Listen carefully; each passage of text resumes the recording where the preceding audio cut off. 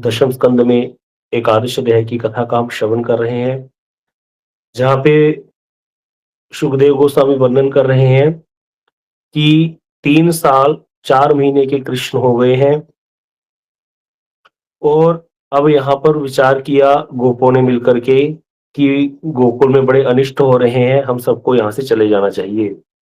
तो इस तरह से जो उपानंद गोप हैं वो सबको बताते हैं कि वृंदावन नामक एक स्थान है, बड़ा ही सुंदर है। वहाँ पर बहुत अच्छी-अच्छी घास है, गायों के चरने के लिए और घूमने के लिए बहुत बड़े-बड़े जंगल भी हैं। यमुना जी का पुलिन है, यमुना जी वहाँ पर पूरा बहती हैं और गोवर्धन की भी बड़ी महिमा गाई उन्होंने कि हमारी गायों के लिए बड़ा हितकारी है, गोवर्धन पर्वत भी वहाँ पर है। तो इस तरह से उन्होंने कहा कि मैंने पूरी जाँच कर ली है और सभी लोग क्या करो अभी तैयारी करो जाने की। तो सबने उत्साह के साथ सब स्त्री, बालक, वृद्ध सबको पहले तो बैलगाड़ियों में बिठाया और गायों को आगे करके पीछे-पीछे बैलगाड़ियाँ और साथ में सारे गोप जो हैं अस्त्र इत्यादि धारण करके चल रहे हैं। अब यहाँ पर कहते कृष्ण को भी यशोदा मैया और रोहिणी मैया भी एक बैलगाड़ी में लेकर के कृष्ण और बलराम को गोद में लेकर के बैठी हैं आमने-सामने और कृष्ण की बाल लीलाओं का सभी गान कर रही हैं। कृष्ण के मधुर वचनों को सुन रही हैं। कभी-कभी बलराम और कृष्ण भी बात करते हैं बीच-बीच में। कुछ दूर जाने पर कन्हैया ने अपने दाहिने हाथ से मैया की ठोड़ी पकड़कर कहा, "मैया, हम लोग कहाँ जा रहे हैं?" तो कृष्ण की बात सुनकर यशोदा मैया ने कहा, "लाला, हम वृंदावन नामक वन भूमि में जा रहे हैं।" तो कृष्ण ने पूछा, "मैया, हम कब लौटेंगे घर पे?" तो यशोदा मैया ने कहा, "हम घर के साथ ही वृंदावन जा रहे हैं। यह तेरे बड़े भैया दाऊ, रोहिणी मैया, यहाँ से थोड़ी दूर पर तुम्हारे बाबा भी बैठे हैं। इसके अतिरिक्त अन्य-अन्य गाड़ियों में सुबल, श्रीदाम आदि तुम्हारे सारे सखा भी हैं और जो तुम्हें रोज माखन खिलाने वाली जो गोपियाँ हैं, वो भी सब हमारे साथ ही हैं और आगे-आगे हमारे सबके गायें चल रही हैं।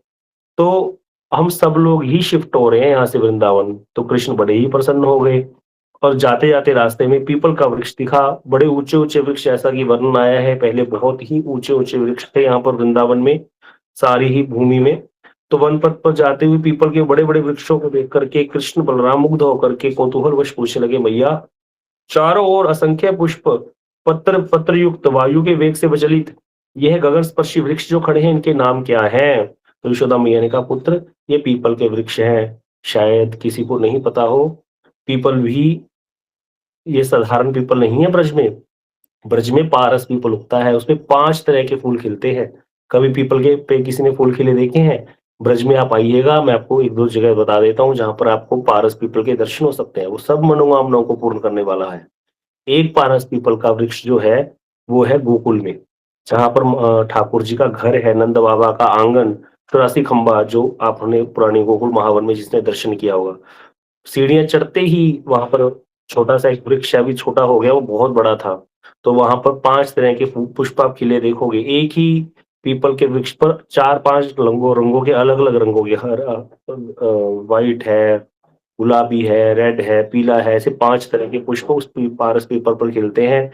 देखने में पीपल जैसा है, लेकिन उसके पत्ते थोड़े डिफरेंट आकार के होते हैं, थोड़े मुड़े हुए, बड़ा सुंदर-सा होता है पारस पीपल। और एक पारस पीपल है गोवर्धन में, जब हम छोटी परिक्रमा करते हैं, वहाँ नारद कुंड आता है, जहाँ नारद जी ने तपस्या करी थी किसी युग में, सत्य में। तो वो नारद कुंड पर भी पारस पीपल का वृक्ष है, जहाँ नारद कुंड है, उस कुंड के बगल में ही है पारस पीपल। एक पारस पीपल है गोवर्धन की बड़ी परिक्रमा में, जब हम चलते हैं तो वहाँ पर पूछरी आती है, पूछरी स्थान एक, वहाँ पर अप्सरा कुंड है, नवल कुंड और अप्सरा कुंड। अप्सरा कुंड के पास से अगर हम जाते हैं परिक्रमा करते हुए, तो वहाँ पर भी पारस पीपल है।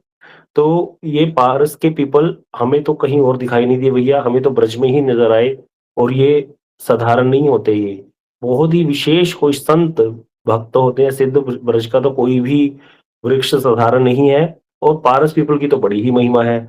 इस तरह से कृष्ण पूछते हैं, यशोदा मैया कहती है ये पीपल के वृक्ष हैं। उसी समय एक गूलर का वृक्ष दिखा। गूलर के वृक्ष में भी अगर शायद किसी को ना पता हो, गूलर का जो वृक्ष होता है, उसकी जो अ, बहुत ज़्यादा फल लगते हैं गूलर के वृक्ष पर और फल भी कैसे लगते हैं, उसके तने पे ही फल लग जाता है। मतलब जहाँ से उसकी वो तना जा रहा है ऊपर की तरफ, उस पे भी फल लग जाते हैं बहुत सारे और उसके फल के एक छोटे से फल को आप तोड़ोगे तो उसमें असंख्य कीड़े होते हैं। तो एक-एक फल एक-एक ब्रह्मांड जैसा है। जैसे गूलर के वृक्ष पर कितने सारे फल होते हैं, इसकी तुलना की जाती है कि ये संसार रूपी वृक्ष में क्या है, यहाँ पर तो अनंत कोटि ब्रह्मांड है, जैसे गूलर के वृक्ष पर अनेक सारे फल लग जाते हैं और ब्रह्मांड में क्या है, अनेक जीव हैं, उसी गूलर के एक वृक्ष के एक फल में कितने सारे ही कीड़े होते हैं। तो इस तरह से तुलना की जाती है कि भैया ये तो गूलर के वृक्ष के समान है ये संसार वृक्ष। तो वहां गूलर के वृक्ष को देख करके कृष्ण पूछते हैं, मैया ये जो करोड़ों करोड़ों अंडे अपने अंगों में धारण करके खड़े हैं, ये कौन से वृक्ष हैं? तो यशोदा मैया ने कहा, ये गूलर के वृक्ष हैं।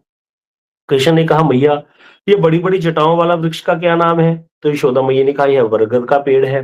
तो बरगद भी ब्रज में बहुत बड़े बड़े हैं। भांडीर वट में जो वट का वृक्ष है, बरगद का पेड़ है, उसकी जो टहनियां थी, तना था, वो वृंदावन तक आता था यमुना जी को पार करके। तो गुरुदेव बताते थे कि इसको सखा लोग चढ़ के ऊपर से इसके पार कर जाते थे यमुना जी को। ये एक तरह से फ्लाईओवर क्या ब्रिज बोलते हैं, वो बना हुआ था यमुना जी के ऊपर। और उस समय यमुना जी भी इतनी जैसे अभी संकीर्ण दिखती ऐसी नहीं थी, बहुत ही विस्तृत रूप से यमुना जी कल-कल करके बहती थी। ये तो हमारे जो नेता लोग हैं, इन सब ने पूरा यमुना जी का पानी हथनी कुंड से डाइवर्ट कर दिया है पानीपत की तरफ। यमुना जी की तो बूंद भी नहीं आती है वृंदावन में। सिर्फ मात्र जब सावन का महीना होता है, बाढ़ आ जाएगी, इस वजह से यमुना जी का जल छोड़ते हैं। नहीं तो हथनी कुंड से लेकर के दिल्ली तक 100 किलोमीटर तक यमुना जी का सूखा तल है, 50 80 किलोमीटर तक। और उसके बाद फिर क्या है, नाले चल पड़ते हैं दिल्ली से सारे, नजफ ड्रेन, सारी ड्रेन्स जो है, ओखला ड्रेन, गंदी गंदगी के नाले, वो सारे यमुना जी में छोड़ दिए जाते हैं। इनको फ्री में नाला मिला हुआ है, वही नाले का जल बहता हुआ आता है। अभी आगे जब सर्दियां आएंगी तो पीछे से कोई पानी आएगा नहीं। पहले ऐसे नहीं था, पहले तो पूरा यमुना जी का जल कल-कल करता हुआ आता था वृंदावन में। तो इस तरह से यशोदा मैया से जब कृष्ण पूछ रहे हैं तो वहां पर बरगद के पेड़ का भी नाम बताया यशोदा मैया ने। अब यहाँ पर वन गमन करते समय माता और पुत्र का मनमोहक संवाद सबके कानों में अमृत की धारा प्रवाह कर रहा था, जिससे सभी परमानंदित हो रहे थे।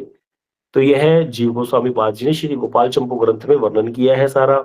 इस प्रकार शकटी करा, जिसको अभी छठी करा भी बोलते हैं, हम लोग जो वृंदावन आते हैं तो वहां पे जब प्रवेश द्वार है वृंदावन का, जब दिल्ली से और डायरेक्ट, तो वहां पर उपस्थित हुए हैं।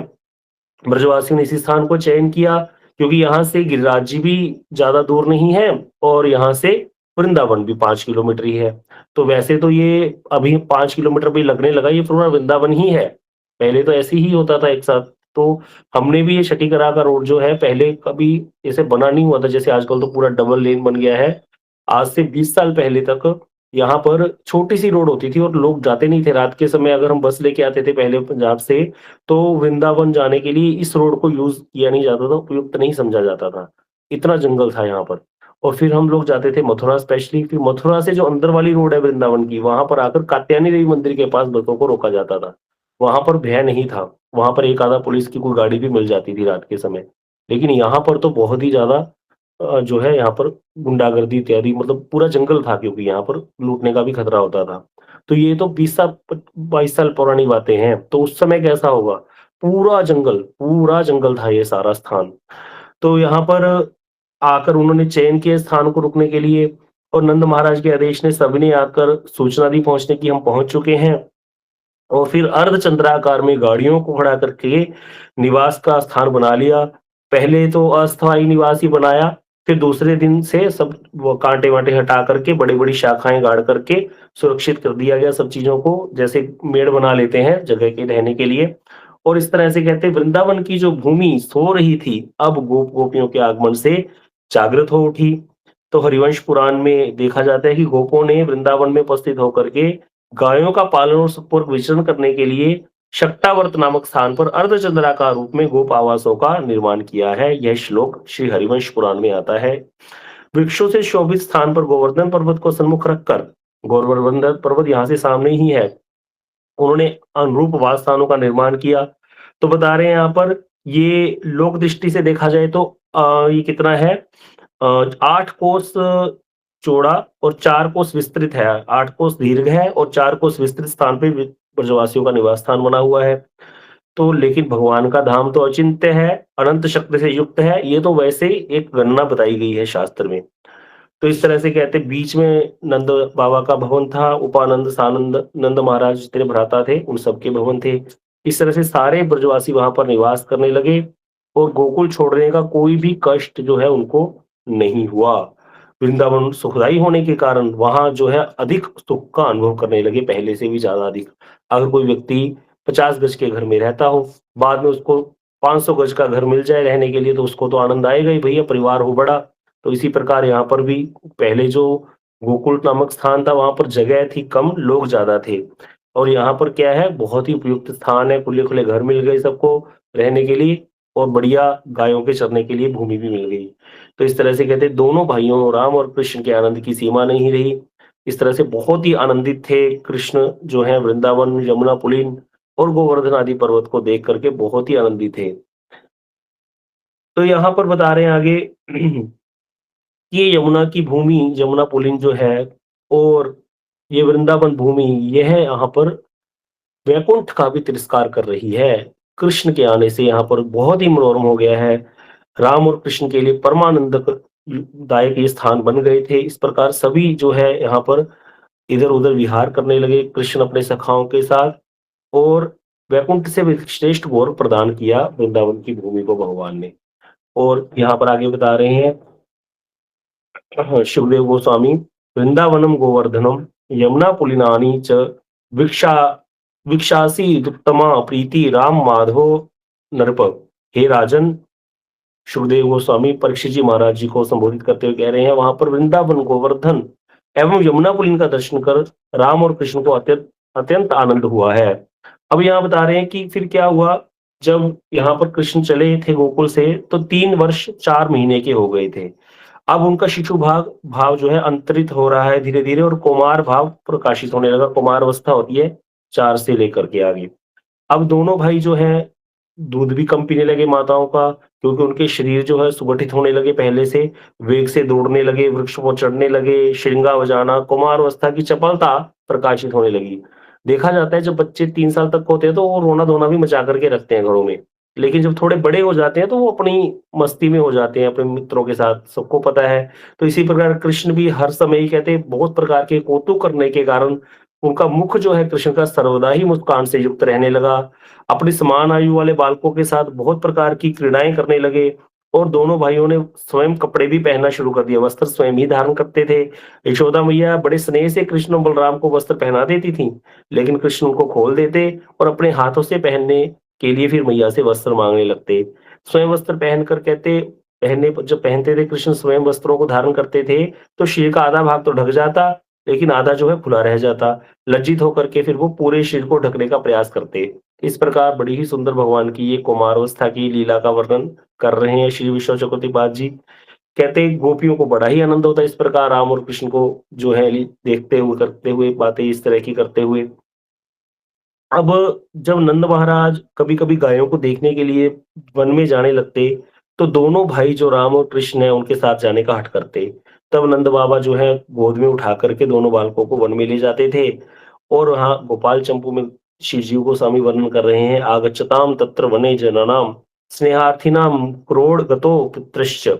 राम और कृष्ण दोनों भाई नंद बाबा की गोद में बैठकर वन में जाकर स्नेहपरायण गोपों से वन के वृक्षों और पशु पक्षियों के नाम पूछने लगते, और वो भी बड़े प्रसन्न होकर के सारे वृक्षों के नाम बताते, उत्तर देकर के बड़े आनंदित होते। कभी गायों जो है दोनों बाबा की गोद से उतर करके गायों के पीछे दौड़ने लगते, और कभी-कभी जो गायें होती हैं ना जो भागती हैं जब उनको पकड़ो, देखा होगा जिन्होंने गायों का पालन किया है, तो उन चंचल और उद्यत गायों को सींग पकड़ करके खींच करके ले आते, सबको इकट्ठा कर लेते, और इस प्रकार गायों और बैलों को अपने वश में करने लगे दोनों बच्चे। ऐसा देख करके जो है बड़ा ही प्रसन्न होते नंद बाबा है कि चलो हमारा काम तो गोपालन का है, और लाला इसको सीख रहा है। कोई बनिया हो, उसका बच्चा 4 साल का दुकान पर बैठ करके सारा हिसाब देखते हुए पिताजी को करते हुए करने लग जाए तो बड़ा खुश होता है बनिया, कि चलो हमारा बच्चे ने भी ये सारी बातें सीख ली भैया, अब आगे किसी को चलाना है कार्य। छोटे से बच्चे को ऐसे कार्यों में प्रवृत्त देख करके अच्छा लगता है। और मान लो कोई बच्चा हो बनिए का, और उन कामों में उसकी रुचि ना हो, और बैठा रहे सारा दिन पूजा पाठ करने, तो वो वो कहते हैं कि भैया हमारे घर में ये बनिए का बच्चा नहीं, ये ब्राह्मण का बच्चा पैदा हो गया है। सुबह सुबह उठ जाता है और पाठ पूजा करने लग जाता है। तो इस तरह से ये देखा जाता है, सारा पता है सबको। तो इस तरह कृष्ण और बलराम के जो पिता हैं नंद बाबा, यहाँ पर बड़े ही प्रसन्न हैं, क्योंकि ये तो वैश्य कुल से है इनका, तो गोप जाति है, इनका तो काम ही कृषि और पशुपालन है। तो बड़े ही प्रसन्न होते हैं कृष्ण बलराम दोनों भाई हठ करते, पिताजी हम गाय चराने जाएँगे, हमें गायों के साथ जाने दो। और वहाँ जाकर के खेलते रहेंगे। लेकिन यशोदा मैया, नंद बाबा वो तो बिल्कुल ही अधीर हो जाते हैं ऐसी बात सुन कर के। क्योंकि उनके हृदय की एकमात्र निधि कृष्ण को अपने से दूर कैसे भेज दें, बिल्कुल भी इच्छा नहीं होती थी। फिर भी जब बालक बहुत ही जो है हठ करने लग जाते, तो अंत में उन्होंने सोचा कि ऐसे करते हैं भैया, गाय तो बड़ी है, बैल भी बड़े-बड़े हैं, कहीं सींग ना लग जाएँ, बच्चे तो छोटे हैं।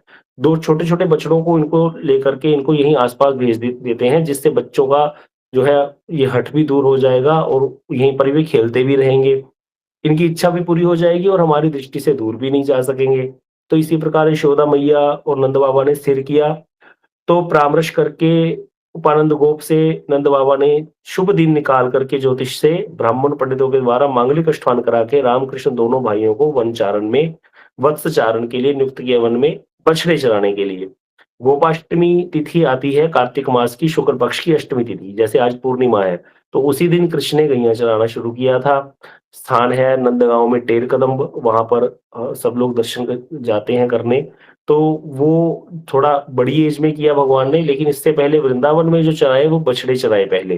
तो यहाँ पर बता रहे हैं, बछड़े भेजने का निश्चय करने लगे किया, और फिर यशोदा मैया ने कृष्ण बलराम को स्नान कराया, भोजन कराया, बड़े सुंदर-सुंदर वस्त्र अलंकार धारण कराए, और ये करा करके वेत्र, सींगा, वेणु से शोभित कर दिया। और ऐसे कहते कृष्ण का बड़ा सुंदर वेश है यहाँ पर, जो वत्सचारण वेश सबके मन को हरण कर लिया। सारे ही लाला को देखने आ गए घर में, कैसे सुंदर रूप धारण करके कृष्ण जो है बछड़े चराने के लिए जा रहे हैं। सारे सखा श्रीदाम, सुबल, मधुमंगल आदि साथ में भोजन मैया ने पैक करके दे दिया है, छोटे-छोटे टिफिन बना करके दे दिए सबकी मैया ने, और बोला लाला चले जाओ, अब तुम यहीं पास में ही चराते रहना। तो बड़ा सुंदर एक ब्रज में कीर्तन गाते थे, बरसाना में जब रहते थे, "श्याम चराई ला गैया, तोहे माखन दूँगी।" बहुत सुंदर कीर्तन है। "दूर ना जइयो लाला, पास ही चरइयो, असुरन को डर भैया, तोहे माखन दूँगी।" बड़ा ही सुंदर कीर्तन, ब्रजवासी जब अपनी आवाज में गाते हैं, बड़ा ही अच्छा लगता है। ऐसे लगता है उसी द्वापर युग में प्रवेश कर गए हैं, और वैसे ही यशोदा और अन्य गोपियाँ जो हैं कृष्ण को कह रही हैं, "लाला जो गाय चरा ला, लेकिन ज़्यादा दूर मत जाइयो, बछड़े चरा ला। दूर मत जाइयो लाला।" चिंता भी है, काम भी करवाना है कृष्ण से। कैसा मधुर भाव है ब्रजवासियों का। इस प्रकार से दो सारे ये जा रहे हैं। अब कहते बछड़ों पर दृष्टि रखते हुए सखाओं के साथ कृष्ण जो है बहुत प्रकार के कौतुक करने लगे। यहाँ कभी आप आओगे, कई लोगों ने तो शायद दर्शन भी किया होगा। यहीं पास में ही वृंदावन के ज़्यादा दूर नहीं है, छाता से भी रास्ता जाता है, वृंदावन से भी जाता है। विहार वन एक नाम स्थान है, जिसको आज भी कृष्णकालीन समय जैसा ही संयोग करके रखा गया है। एक ही मात्र वन बचा है ब्रज में, जो वैसा ही है। आज भी वहाँ पर कोई रोड नहीं है, कच्ची मिट्टी का ही है पूरा वो एरिया। सारा वहाँ पर जो गाड़ी है मुश्किल से ही जा पाती है, और वहाँ पर अंदर जाकर के पूरा मोर ही मोर, इतने मयूर हैं, ऐसे काक ऐसी ध्वनि, पक्षियों की चहचहाट, और बहुत बड़ी गौशाला है वहाँ पर। स्वामी हरिदास जी की तपस्या स्थली रही है वो स्थान, जिन्होंने बांके बिहारी जी को प्रकट किया। जैसे हम वृंदावन में बांके बिहारी जी के दर्शन करते हैं, तो वहाँ पर हमें सिर्फ बिहारी जी के दर्शन होते हैं, राधा जी तो उनके अंदर ही निहित हैं, क्योंकि ये युगल सरकार प्रकट हुई थी, लेकिन स्वामी हरिदास जी की प्रार्थना से दोनों एक हो गए थे। क्योंकि उनकी आकृति कुछ ऐसी थी कि कलयुग के लोग बातें करते, ऊपर से तो मुख 2 है, नीचे से 4 चरण है, लेकिन बीच में से पता ही नहीं चल रहा। तो इसीलिए श्री स्वामी हरिदास जी महाराज ने प्रार्थना करी, प्रभु एक तो मैं हूँ लंगोट का साधु, और मैं श्री जी का श्रृंगार नहीं कर पाऊँगा, और दूसरी बात कलयुग के जीवों को तो इतनी गति उनकी है नहीं, इतनी बुद्धि नहीं है, इतना विवेक नहीं है, तो इसीलिए आप एक हो जाओ। तो उनकी प्रार्थना पर बिहारी जी दोनों एक हो गए, युगल सरकार। अब बांके बिहारी में राधा जी भी निहित हैं, लेकिन वहाँ पर विहार वन में, वहाँ पर युगल सरकार के दर्शन है, कुंज बिहारी जी के बड़ा ही सुंदर वहाँ पर दर्शन है, बड़ा ही सुंदर स्थान है। परसों हम लोग गए थे शाम को वहाँ पर दर्शन करने, हमारे साथ कुछ भक्त लोग थे। वहाँ पर बैठ कर के कथा श्रवण किया, तो वहाँ के जो महाराज जी थे, इतना सारा प्रसाद भी हमको उन्होंने प्रसाद पाने को दिया, जो रात्रि में भोग लगा था ठाकुर जी को। बहुत ही अच्छा वो प्रसाद क्या था, अमृत ही था। मतलब देसी घी शुद्ध किसको कहते हैं, वहाँ जाकर के हमें पता चला। ऐसे देसी घी में सनी हुई रोटियाँ चूल्हे की बनी हुई, और बहुत ही बढ़िया स्वादिष्ट, उन्होंने हमें दूध भी सबको पीने के लिए दिया। बड़ा ही सुंदर स्थान। तो वहाँ पर आप कभी भी आइएगा, ज़रूर जाइएगा। आप यहाँ आइए, हमसे संपर्क करिए, हम आपको ले चलेंगे दर्शन कराने। ये है उसको बोलते हैं व क्या नाम है उसका? क्या नाम है प्रभु जी उस वन का? विहार वन। तो वहाँ विहार वन उसका नाम है। तो बलराम और कृष्ण दोनों भाई प्रतिदिन क्रीड़ा करते हुए बहुत प्रकार के विहार करते थे बछड़ों को चराते हुए पास में ही। तो आनंदवर्धन करते, क्रीड़ा करते समय ग्वाल बालों का और स्वयं भी परमानंद रस का आस्वादन करते। क्यों? क्योंकि कृष्ण है रसो वैसा, रस के सागर हैं। रस रस किसको कहते हैं? जिसका आस्वादन किया जाए वो भी रस, जो स्वयं आस्वादन करता है उसको भी रस बोलते हैं। रस की डेफिनिशन यही है। तो कृष्ण स्वयं भी रस का आस्वादन करते हैं और कृष्ण का भी आस्वादन किया जाता है। रस है क्योंकि कृष्ण रस हैं, तो इसीलिए सखाओं को भी आनंद प्रदान कर रहे हैं, स्वयं भी आनंदित हो रहे हैं। कभी आनंद से सींगा बजाते हैं, कभी वेणु बजाते, कभी बेल, आंवला आदि फलों को गूलर से दूर फेंकते और कभी चरणों में धारण करते हुए नूपुर जो है बज रहे हैं तो उनको उनसे मधुर नृत्य करते कृष्ण और बलराम और सारे सखा। कभी अपने शरीर के ऊपर कंबलों से ढक लेते और सांडों की भांति सिर हिला-हिला करके ऐसे लड़ते भिड़ते आपस में सारे सखा। कभी-कभी मोर और हंस आदि पक्षियों की बोली का अनुकरण करते। बड़ा ही अच्छा ये सब बाल क्रीड़ाएँ विहार वन में हुई हैं। आज भी आप जाओगे विहार वन बड़ा ही सुंदर स्थान है, देखोगे तो वैसा ही बिल्कुल दृश्य हमें नज़र आता है। दोनों भाई गोपाल जैसे कहते यहाँ पर बछड़ों को चराते हुए परमानंद में मगन हो जाते। अब ऐसे ही कहते कुछ दिन बीत गए, कृष्ण बलराम को गईयाँ बछड़े चराते हुए।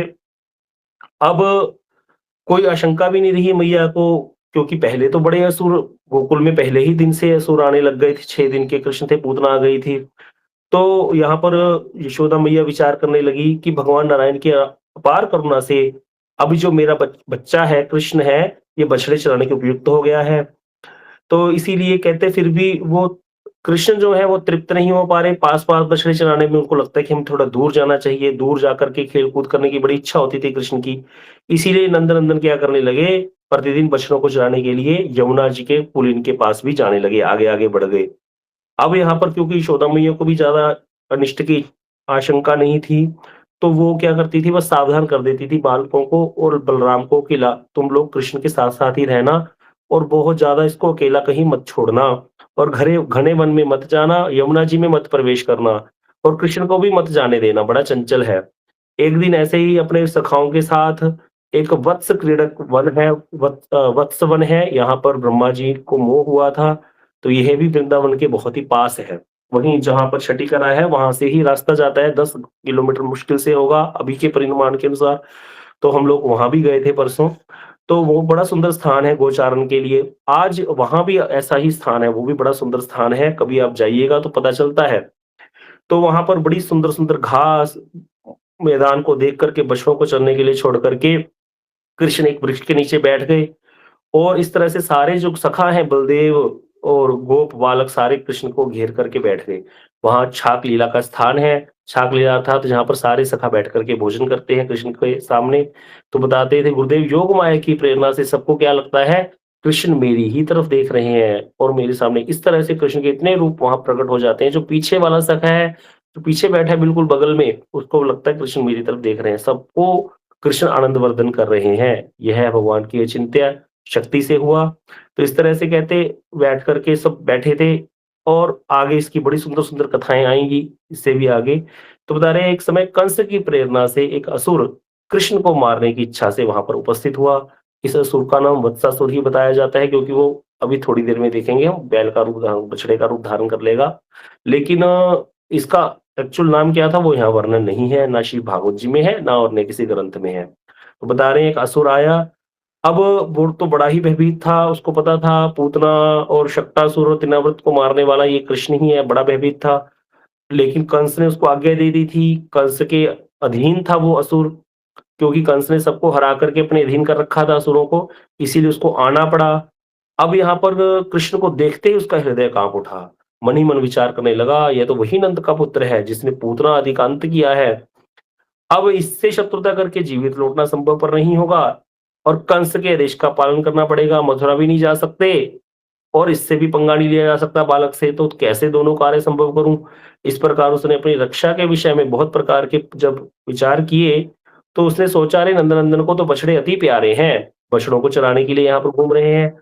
और बछड़ों के निकट जाकर बछड़ों के शरीर की मालिश करते हैं, उनके कोमल-कोमल घास खिलाते हैं, उनकी पीठ पर अपने शरीर का भार डाल करके खड़े हो जाते हैं कृष्ण। तो ऐसा प्रीतिपूर्ण व्यवहार देख करके असुर ने सोचा कि यदि मैं बछड़े का रूप धारण करके इन बछड़ों के साथ मिल जाऊँ, तो मुझको कोई भी पहचान नहीं सकेगा। तो इसीलिए जब यह मेरे निकट आएगा, तब सहज में ही इसको मैं मार डालूँगा, क्योंकि इसको तो पता ही नहीं चलेगा। और यदि मैं इसको वध नहीं भी कर सका, तो भी यह मुझको मारेगा नहीं, क्योंकि ये तो गोप जाति है, गोप जाति कभी भी गोहत्या नहीं करती। यहाँ पर एक तत्व निकल के आएगा, समझने वाली बात है। अतः बछड़े का रूप धारण करने के पर कंस का आदेश का पालन भी हो जाएगा, वो सोच रहा है, और मेरी रक्षा दोनों कार्य पूर्ण हो जाएँगे। ऐसा विचार करके वो बछड़े का रूप धारण करके कृष्ण के बछड़ों के दल में मिल गया। बछड़ों की भांति ही घास चरने लग गया। अब कृष्ण के जो बछड़े थे, उनको अंग की गंध से उसके पहचान लिया कि ये हमारे साथियों में से नहीं है। जो असुर इत्यादि होते हैं, उनके शरीर से बहुत बदबू आती है। कई लोगों के शरीर से वैसे ही बहुत ज़्यादा बदबू आती है। तो लेकिन जो भक्त होते हैं, कभी देखना उनका ऐसा नहीं होता। उनके शरीर से एक दिव्य सुगंध आती है। तो इसीलिए यहाँ पर बता रहे हैं कि भक उनके अंग की सुगंध से उसको पहचान लिया कि ये हमारे साथियों में से नहीं है। सभी डर के मारे इधर-उधर भागने लगे और कृष्ण की ओर देखने लगे। बछड़ों की चंचलता से कृष्ण ने तुरंत समझ लिया कि भैया कोई असुर आ गया है। ठाकुर जी ने बलदेव जी को इशारा किया, दिखा दिया संकेत से, मानो कह रहे हों, "अरे! आपके रहते यहाँ पर ये असुर कैसे आ गया? और हम आ भी गया तो हमको क्या चिंता?" तो इस तरह से कृष्ण धीरे-धीरे बछड़ों को प्यार करते-करते उस बछड़े के निकट आ पहुँचे। उसको भी लगा ही नहीं बछड़े को कुछ कि कृष्ण को पता चल गया है। तो अब वो सोच रहे हैं कि ये तो मेरे पास ही आ गया, अब एकदम से इसको मैं मार दूँगा। कृष्ण उसके निकट जाकर के उसके भी अंगों को सहलाने लगे। अब उसने किया कि अपना गला लंबा करते हुए कृष्ण के निकट आ गए, कृष्ण उसके भी अंगों को सहलाने लगे और फिर बाद में कृष्ण उसके पीछे चले गए। पीछे चले गए, उसकी पूँछ को पकड़ करके सहलाने लगे, तो उसने जैसे ही अपने पैर उठाए कृष्ण को मारने के लिए पीछे से, तो ठाकुर जी ने क्या किया, बड़ी तीव्र गति से एकदम से उसके पैरों को पकड़ लिया दोनों और बहुत पूँछ सहित पकड़ करके ऊपर उठा करके तीव्र गति से चक्कर की भांति घुमा करके उसको फेंक दिया।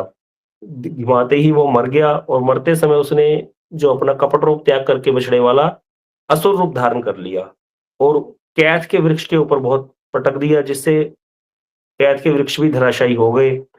तो यहाँ पर बालकों ने बड़ी ही प्रशंसा की आश्चर्यमयी घटना को देख करके और स्वर्ग के देवताओं हैं जो पुष्प वर्षा करने लगे।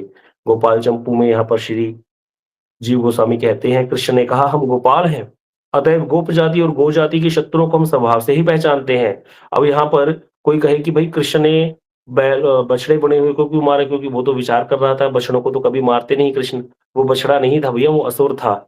इस प्रकार की गलती कभी नहीं करनी चाहिए। कोई बार कोई व्यक्ति वैष्णव का वेश धारण करके, हाँ, है अवैष्णव, असुर प्रवृत्ति का व्यक्ति और वैष्णव वेश धारण करके हमारे बीच में घूमता है। और संत जो है वो सोचते हैं या कोई वैष्णव सोचे कि भैया नहीं ये तो वैष्णव वेश है, हम ऐसे नहीं, हमें इस चीज़ के लिए बहुत ध्यान रखना पड़ेगा, नहीं तो वो अनिष्ट कर देगा सबका। इसीलिए श्री रामचरितमानस में लिखा है, परिहरि आस भरोस सब राम ही भजीजे चतुर नर। भक्त बहुत चतुर होता है। चतुर का अर्थ क्या, चालाक होता है भैया, चालाक होना चाहिए। बोले चालाक का अर्थ क्या है, यहाँ पर हमें देखना पड़ेगा। जब भी कभी धर्म का नाश हुआ है, जब भी कभी हिंदू धर्म पे आँच आई है, सनातन धर्म पे, कभी भी विधर्मी से नहीं आई। विधर्मी लोग जो मुसलमान इत्यादि हैं उनसे आँच नहीं आई। जब भी नाश हुआ है, गद्दार हिंदुओं की वजह से हुआ है। जो वैष्णव का पहना पहन करके बीच में घुसे हुए हैं। जिसने सोमनाथ मंदिर के द्वार खोले थे, वो पंडित ही था, पैसों के कारण बिक गया था। खोलने पर भी राजा जो था, जब आक्रमण आया हुआ, उसने क्या गलती करी, यहाँ पर जो बात आ रही है, उसने गायें आगे कर दी। जो मुसलमान आया था आक्रमण करने, उसने गायें, महमूद गजनवी ने गायें आगे कर दी और पीछे सेना थी। राजा के पास इतना, हिंदू राजा जो लड़ रहे थे, उनके पास इतना सारा सामान था कि वो सबको मार देते, लेकिन गायों पर उन्होंने तीर नहीं चलाए। लेकिन क्या फ़र्क पड़ता था? मार देते गायों को, बाद में भी तो गाय कटी। बाद में उस राजा ने क्या किया, मुगल ने, सारी, महमूद ने क्या, गजनवी ने क्या किया, सबको मारा, राजा को मारा, मंदिर तोड़ा, सारा सोना लूट करके ले गया, गायों को सामने काटा गया।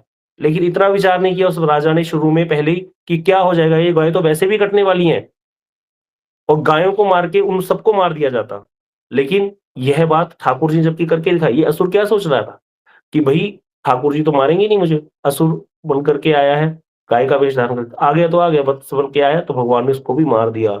तो ठाकुर जी कहा हमें उसको पहचानने के लिए किसी अनुमान की आवश्यकता नहीं है, तो यह पहचान ज़रूरी है।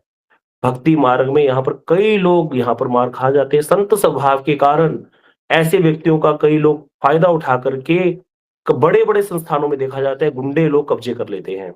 हमारे भक्ति हृदयवन गोसाई महाराज जी, उनका बहुत बड़ा यहाँ पर इंस्टीट्यूट था जिसको गुंडों ने अधिकार कर लिया।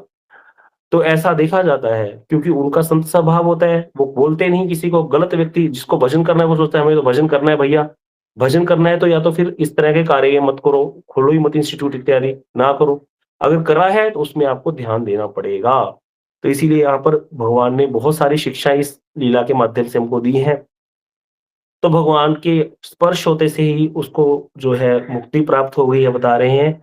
फिर कहते भगवान ने कहा मेरे हाथ के स्पर्श से तुम्हारा देह का नाश होगा और फिर तुम जो है मुक्ति प्राप्त करोगे। इस तरह से भगवान ने उसको इस संसार चक्कर से ही मुक्त कर दिया। क्योंकि कृष्ण के हाथों से हुआ है इसीलिए उस असुर को भी गति प्राप्त हुई है सुंदर।